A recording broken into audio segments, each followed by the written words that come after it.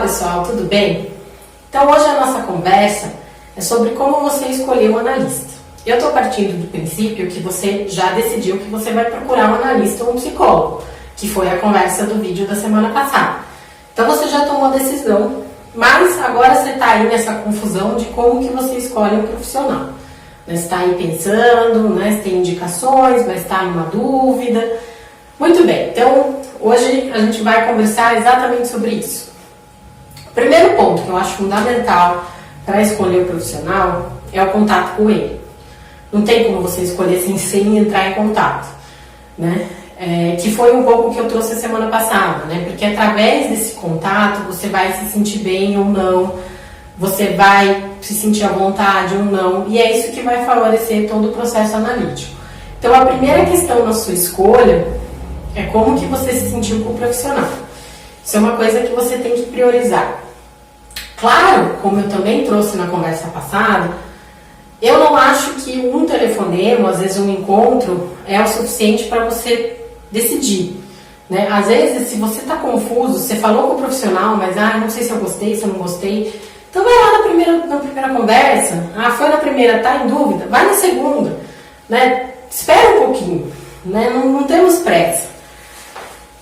Eu digo porque muitas vezes a pessoa está tão confusa que ela realmente não consegue nem perceber um pouco o que ela está sentindo. Então não se cobre para tomar uma decisão rápida. Se precisar, vá conversar com uma vez, 2 vezes, o tempo que for necessário para você. Não, eu gostei do fulano ou da ciclana, enfim, quem você escolher. Essa é a primeira questão. Segunda questão, escuto muito essas histórias, aconteceu comigo também. A pessoa vai numa entrevista, ela decide que ela precisa procurar um analista ou um psicólogo, enfim, já falei um pouco da diferença deles a semana passada, então não vou me focar nesse momento nisso. Mas ela decidiu que ela precisa procurar um profissional, e aí ela marca essa primeira consulta, ou fala no telefone, e aí a consulta é horrível, ela odeia, e o que acontece? Não, esse profissional não serve pra mim. Afinal, eu fui na consulta, meu Deus, que terror, eu odiei e tal, então não vou voltar mais. Pois é, era isso que eu queria falar. Não defina um profissional como exemplo da profissão. Se você foi no profissional e não gostou, e a consulta foi horrível, e você não se sentiu bem, não tem problema, procure outro. Não deixe de procurar o profissional só porque você teve uma experiência com um. Porque nesse ponto, cada psicólogo, cada psicanalista é uma maneira de trabalhar. É uma riqueza muito grande de jeitos de trabalhar. Então não é porque você não gostou de um profissional que você não vai encontrar um outro que você se sinta melhor. Então não desista na primeira tentativa. Procure outros. Se não for na segunda, vai na terceira, até você encontrar alguém que você se sinta bem. Quero abrir um parênteses nesse ponto. Se sentir bem não é sair de lá feliz da vida, achando que a pessoa transformou sua vida num paraíso. Não é isso. Mas eu falo se sentir bem porque a pessoa ela tem que se sentir acolhida, ela tem que se sentir com certo conforto com essa pessoa, e mais do que tudo, ela tem que confiar, ela tem que acreditar que essa pessoa pode ajudar. Eu acho que esses 3 sentimentos são os principais, Então, assim, esses 3 você tem que ter, e não é com o primeiro profissional que às vezes você vai sentir. Eu tô falando até por experiência própria, porque não foi a primeira analista que eu realmente fiz o meu processo, E olha que eu fiz 10 anos de análise, então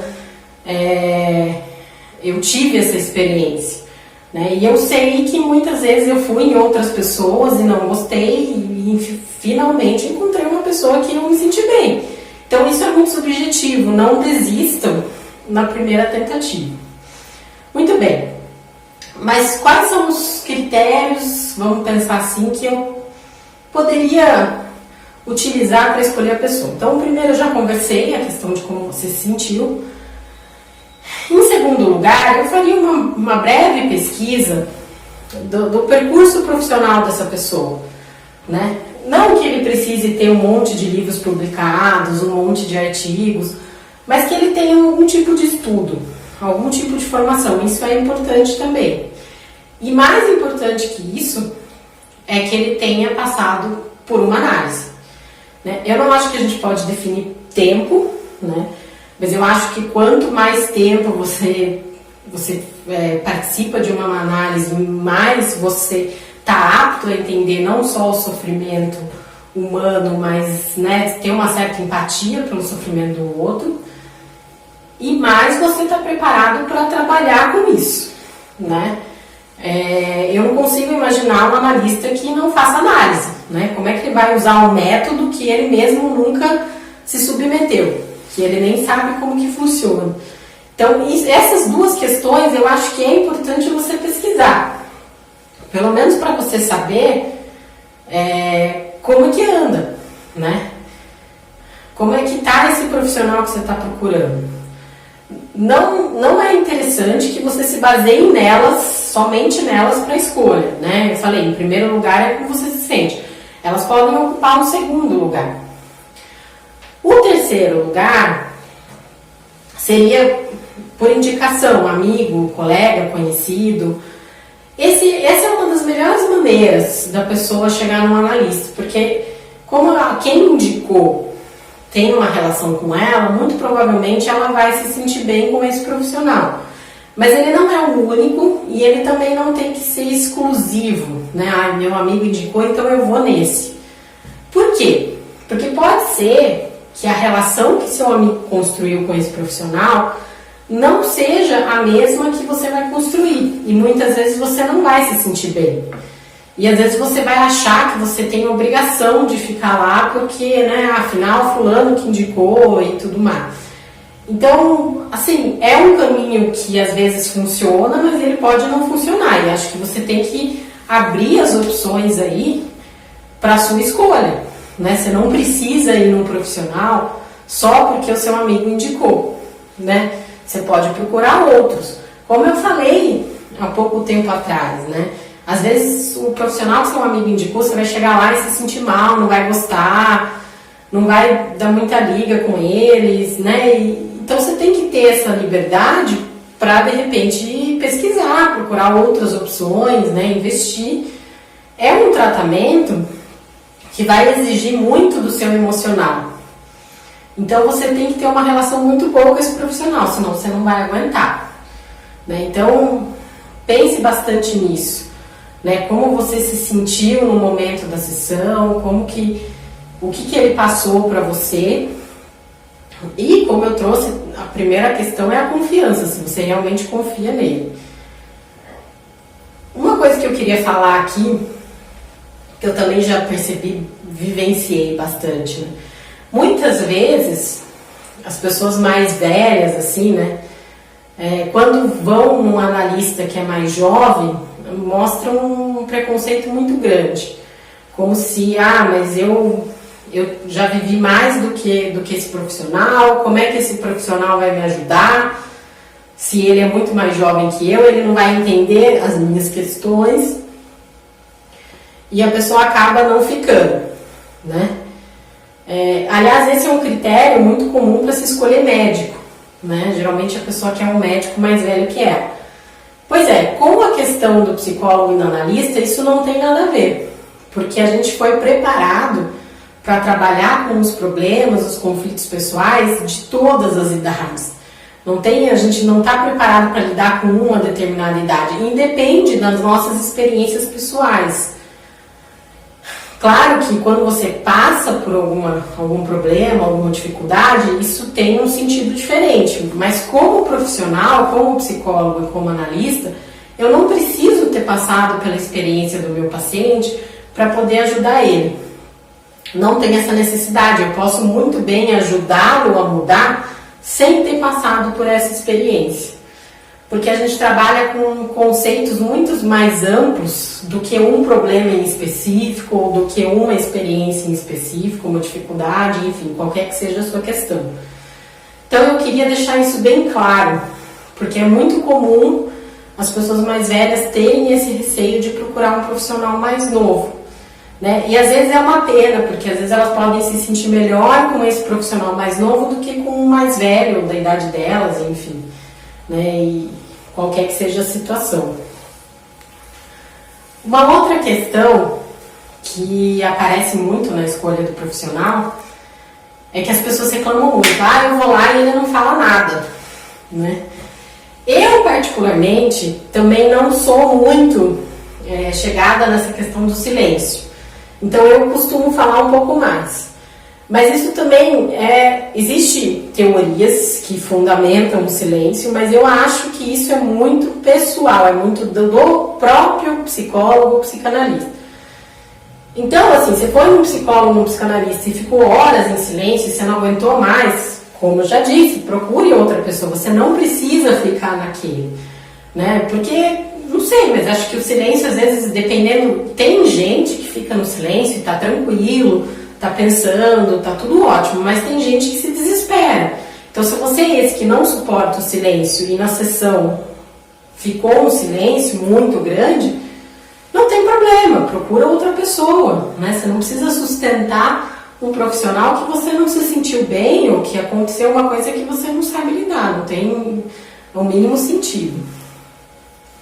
Pois bem, pessoal, a gente vai ter que parar um pouquinho por aqui e já retornamos com as perguntas que vocês têm sobre esse tema de como escolher um analista.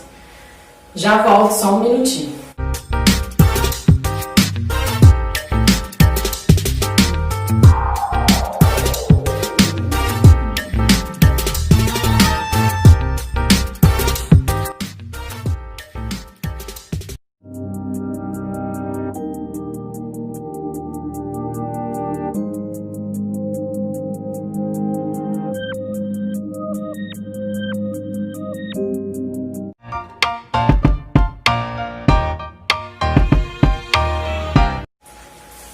Olá pessoal, estamos de volta. Queria agradecer todas as perguntas que as pessoas mandaram do programa passado e desse. Pedir que quando vocês tiverem perguntas, tiverem dúvidas, podem mandar. Para quem tem vergonha, quiser mandar por mensagem, não tem problema nenhum. E hoje a gente recebeu mais algumas perguntas sobre o tema atual de como escolher um analista. Então, produção, por favor. Lívia, agora a primeira pergunta é da Patrícia. A Patrícia pergunta aqui que se para escolher uma analista ela tem que ser boa de divã? Pois é, acho que é quase uma piadinha aí, né? Acho que ela pensou assim, bom, boa de cama, boa de divã, né? Eu não entendi direito. Ela fez um pouco essa associação. Então vamos lá. Bom, eu tô partindo no princípio que a Patrícia pensou o seguinte, que o divã é um instrumento extremamente necessário para uma análise. Então eu vou começar a explicar o seguinte, o divã é um instrumento do analista, né? Do mesmo jeito que médicos, o cardiologista tem o estetoscópio, né? E outras especialidades têm outros instrumentos, a gente tem o divã. Só que o divã não é um instrumento necessário para análise, né? Até se você pegar o próprio Freud, ele fez análise em outros contextos e não só no divã dele. Por que o analista usa o divã? Né? Vamos começar dessa conversa. Eu, particularmente, na minha formação, até me questionei muito sobre isso, né? Precisa ter um divã, né? A pessoa precisa deitar no divã? Na verdade, não. Mas por que o divã foi usado? Em primeiro lugar, para facilitar um pouco o conceito freudiano, né, de que o analista tinha que ficar com a mente mais disponível na escuta dele. Que hoje isso já é muito debatido e, enfim, já nem tem essa rigidez. Mas por que se manteve o divã? Na verdade, o divã foi mantido para criar um contexto de relaxamento para o paciente. Então o paciente deita no divã, ele relaxa, ele dá uma descansada, vamos dizer assim, e consequentemente ele às vezes abre um pouco, né? Ele consegue ficar um pouco mais espontâneo nos pensamentos dele. Essa é a principal função do divã. E outra, que também é muito importante, ele não olha para o analista. Porque o que acontece? Às vezes você vai no psicólogo, dependendo da cara que ele faz, você vai mudar o seu discurso. Isso eu falo por experiência própria, porque eu já fui psicólogo e fui analista, e eu vi essa diferença. Você vai falar de acordo com a cara do seu psicólogo. Então o Divan entrou muito como essa proposta, que a pessoa não olhasse para o analista, para que ela pudesse ter mais, se sentir mais à vontade para trazer o conteúdo que ela quiser. Mas o Divan não necessariamente é um instrumento que precisa existir na análise. Ele ajuda, mas ele não é necessário. E mais do que isso, né? O analista não precisa ser bom de Divan. Não existe isso, né? O analista, como eu trouxe no primeiro episódio, ele precisa ter uma formação, ele precisa saber lidar com essa questão do inconsciente, com a questão das análises que ele vai fazer, mas isso não tem nada a ver com o Divan. Ele pode fazer isso numa poltrona, ele pode fazer isso, inclusive o próprio Freud já teve análise que fez em parques. Então o Divan, ele é só um símbolo que foi usado para caracterizar a psicanálise, ele tem aí as suas funções, mas ele não é extremamente necessário para que a análise aconteça. A análise pode acontecer em muitos outros contextos, ele não é um instrumento, não é o único instrumento que propicia a análise. É isso que eu queria que vocês entendessem bem. Bom, vamos para a próxima. A próxima é a pergunta da Daniele. A Daniele pergunta: disponibilidade e preço importam na escolha? Pois é. Então, disponibilidade, eu acho que vai muito do paciente, né, da pessoa que está escolhendo o analista, né? Se é um analista que, sei lá, ele só tem disponibilidade à noite, você precisa de um horário de manhã e você realmente não tem como se organizar para ir para outro horário, talvez você tenha que procurar outro, né? Acho que isso é um fato. E o preço? Bom, o preço sempre é um tabu, né? Inclusive as pessoas reclamam muito do valor dos psicanalistas, etc. Mas a questão é que, primeiro que assim, a nossa formação ela é muito cara e ela é muito demorada. Então a gente fez um investimento absurdo para estar lá, para poder atender o paciente, né? E para ser cada vez melhor nesse atendimento no sentido de conseguir elaborar certas questões e lidar melhor com certas questões, né, e elaborar principalmente a nossa escuta. Então sim, a gente tem todo um preparo, né, que custa para nós, e isso tudo está incluso nesse valor que a gente cobra. Não acho, como já falei antes, que só os analistas mais velhos que cobram muito caro que vão fornecer uma análise melhor, né? Acho que o ponto principal da escolha é o sentimento, né? Não é o valor do analista, não é a idade dele, né? É como a pessoa se sentiu. E esse é um tabu que eu queria desconstruir, porque ele é muito forte, né? Quando se procura um analista tem que ser o mais caro, o mais velho, né? Como se isso fossem condições para que o analista fosse bom, quando na verdade não, né? Na verdade tem muitos outros fatores que influenciam e só o valor da sessão ou a idade dele não é necessariamente uma questão que vai fazer com que ele seja um bom analista, com que ele consiga ajudar bem essa pessoa, né? Como eu já disse, é a maneira que ela se sente no contato com ele. Vamos para a próxima? Agora a próxima pergunta é de Luiz Guilherme. A localização e a segurança no local do atendimento são relevantes para a minha escolha? Então, Luiz Guilherme, como eu falei, é muito importante que você se sinta bem, né, tanto no espaço do seu analista como com o seu analista. Então você tem que se sentir confortável, você tem que estar tranquilo, né? Então assim, se você vai num lugar que, vou criar uma historinha aqui, né? Se você vai num lugar que, sei lá, você não consegue uma vaga perto da entrada do estabelecimento, Você fica preocupado porque você teve que estacionar seu carro numa rua e você faz sessão à noite e você está preocupado com a segurança. Ou você tem medo que na hora de sair você possa ser abordado, né? Não sei, estou colocando questões aí. Talvez isso atrapalhe um pouco até para você se dedicar, né, àquele espaço. Então aí você tem que pensar se realmente vale a pena. Como eu falei, a questão da escolha do profissional é muito subjetiva. Então pode ser que, tá, eu tenho todas essas dificuldades, não, mas o cara que eu vou, realmente eu gostei dele. Então ótimo, então vá nele. Porque independente desses conflitos que você vai ter que lidar, se realmente você se sentiu bem e isso fez sentido para você, continue nesse profissional. Agora, se não, se você ainda está em dúvida, consulte outros, né? Veja se vale realmente a pena você investir tudo isso para ir nesse profissional, ou se de repente você procura uma outra opção, né? Mas o critério de escolha é mais no como você se sentiu do que na questão de, né, onde que fica a clínica, né? Ah, tem muita segurança ou não tem? Isso acho que dá para ser manejado.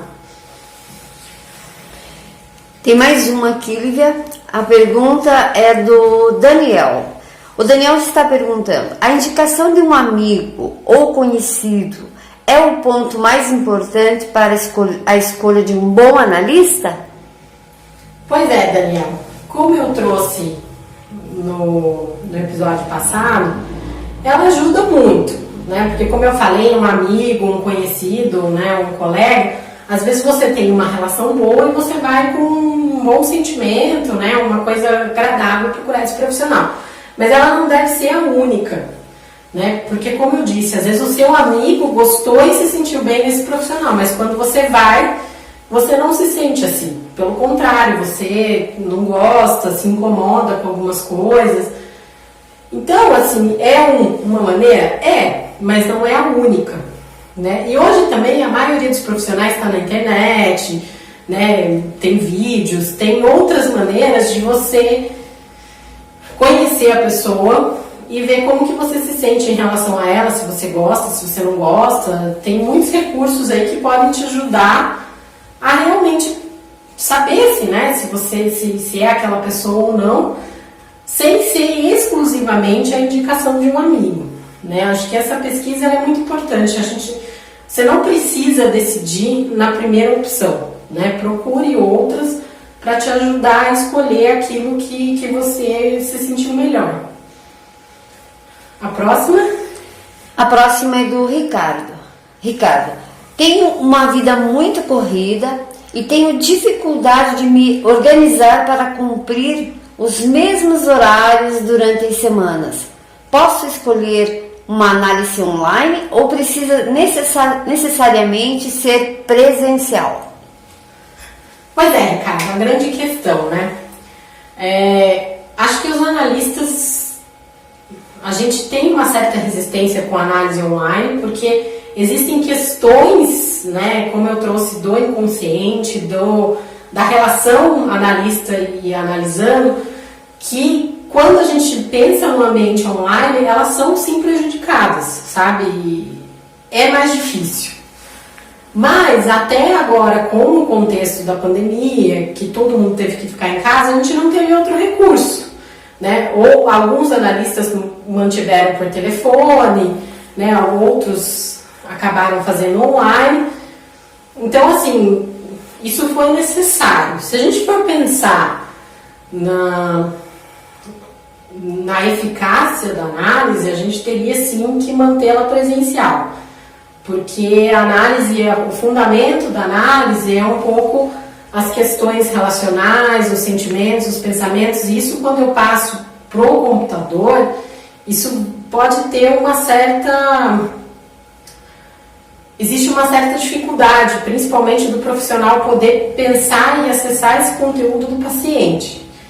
Mas, se realmente para você é tão difícil assim conseguir se organizar na questão do horário, eu acho que você teria que procurar o profissional e ver como que ele pode se organizar para montar um trabalho com você.